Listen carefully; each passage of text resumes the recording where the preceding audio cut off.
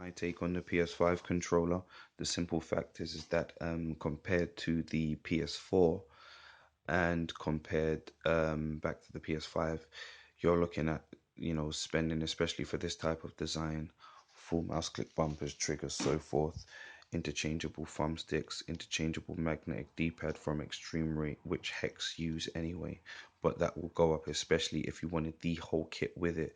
And I'm not even sure if you could order that online with this. Of me, obviously, you get all button heights, so you would get the 3, the 5, the 7, and the 9. Um, as you know, but this kind of design, full mouse clip bumpers, triggers, custom design, um, you know, you're looking at least, for example, especially on the PS5 controller where it's just been released, you're at least looking at a minimum of £200. And you well, for me, you're going to be getting at least 1 year warranty. But as you can tell, Sony has truly gone the distance, from deterring people from trying to customize, one ribbon cable going to this part here on the left hand side. Actually, they have two on the left hand side, and then one that goes back in once it's in place on the right hand side of the left. So, and then two ribbon cables that go into, one going underneath and one looping over. You can truly tell that they went the distance from deterring people. Nonetheless, there's always engineers and people out there that want to know how things work. And as I said, the best bet's always basically simply just going at it that way, because again, you can always just simply tell how it works. As I said, they've used the PS4 thumbsticks modules. So again, we're gonna run into the we'll run into stick drift. Maybe they've done that on purpose, so obviously they could create more controllers and heavily profit more on sales. I do not know, because again, obviously, if we have haptic feedback and all it, and immersive triggers and so forth, then what was the need for using the same old modules? But again, they went the distance from truly trying to deter people from modifying. But again, obviously, as you can see, compared to the PS4, which only has 5 screws, 4 in the back and the one that holds the motherboard in place, compared to the PS5, which has a total of 14 screws, and that's to put it back together as if it was brand new again. Do you understand? The only beautiful issue, the only saving grace maybe, is that um unlike the PS4 right here, unlike the PS4 right here on the inside, you can actually where this gap is, because this one's so tight, it can actually split, so it can actually crack when you're opening it sometimes. But that's if you're opening a brand new controller.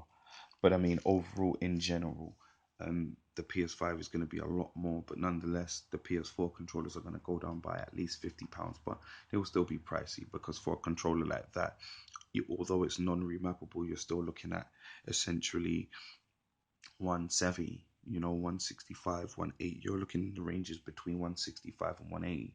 And if you want that year warranty, I would say spend that 180, especially with me, because you know really and truly, and that's me taking a 20% off. That's me taking £20 off. So again, you know, and that ensures, even if you run into any issues, which I doubt you very well will, is, there's thumbsticks can go, but as long as you get I'll show my other controllers. As long as you have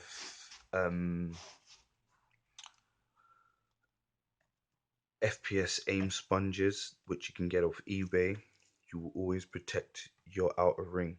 And not only that, as well as less movement, better aiming, keep a looser one on the left, and then, compared to the way it just moves, compared to,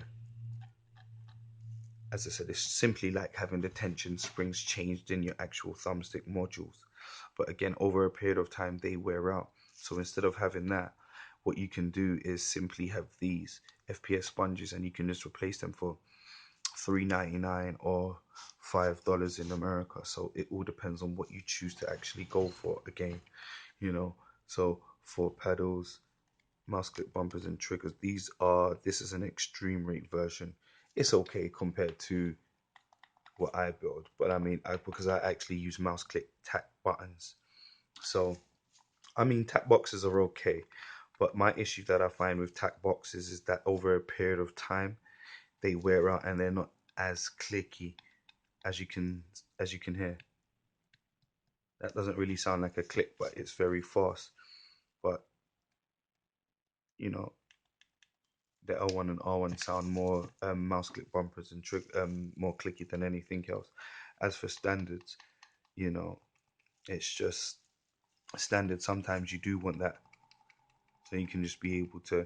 But what I do, you can actually um, make these faster reaction, even similar to mouse click bumpers and triggers. I won't give away the method since I did that last time.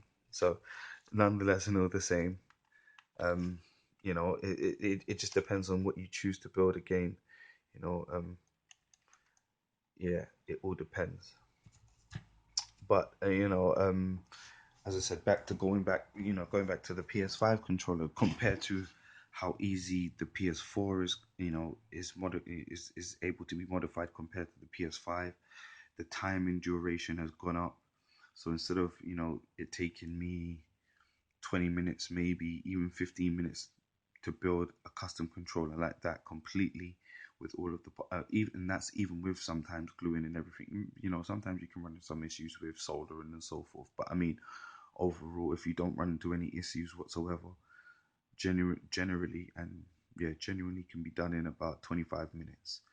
As with the PS5, it's going to take a minimum of 40 minutes, because you've got to strip it down, and then even if you want to change just simply the bumpers, you have to strip it down off its faceplate and remove, just so you can get to the front and remove these two screws so this fall out. And then you still have to remove the three side screws from one side, as you can see right here. And then you still got to put this side, and then you still got to screw that little one back in on this side as well. So that one's got to go in first. Then you got to put the remaining three that I have on the right there. So when you really think about how much effort that has to be put in just to customize the PS5 controller, it does go up. And as I said, you know, we builders can't exactly give you the insurance policy that you want, because let's be honest, when you come across stick drift, you want to be able to send it back to the company so they can deal with it.